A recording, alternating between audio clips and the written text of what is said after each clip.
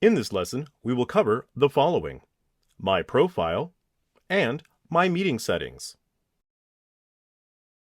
Under My Profile, you will be able to make changes to certain things regarding your account and login, as well as review certain properties. In the top section, you can upload an image to act as your avatar. This image will display when you're in a Zoom meeting and don't have your camera turned on. You'll also see your name and account number here. Next, you have your Personal Meeting ID, or PMI. Your Personal Meeting ID is an always available, always ready Zoom meeting. It does not need to be scheduled as it is always open. If you are on the Pro license, you can click Edit and customize your Personal Meeting ID to be a 10-digit number that works for you. People like to use their cell phone or desk phone number, but it can be any available 10-digit number.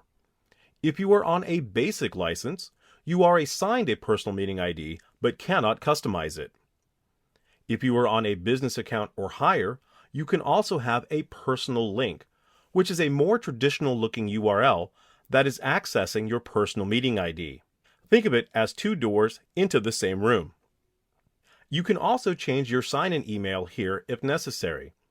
You also see a summary of your user type and which features you have enabled, and your capacities available for large meeting and webinar.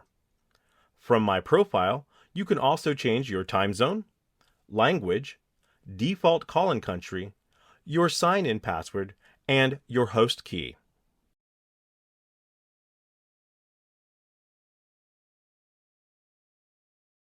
From this section, you can control settings that affect just your meetings. Changes you make here do not affect your entire account.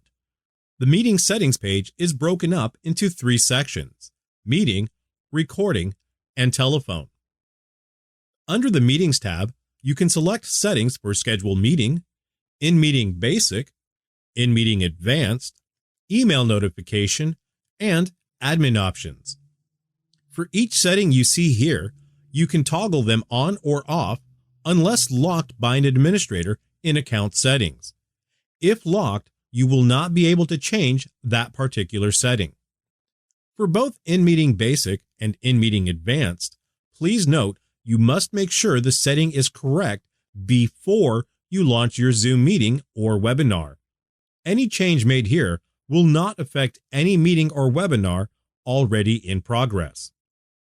For recording, you will be able to select your settings for various recording options. Again, you can toggle them on or off unless locked by an administrator in Account Settings.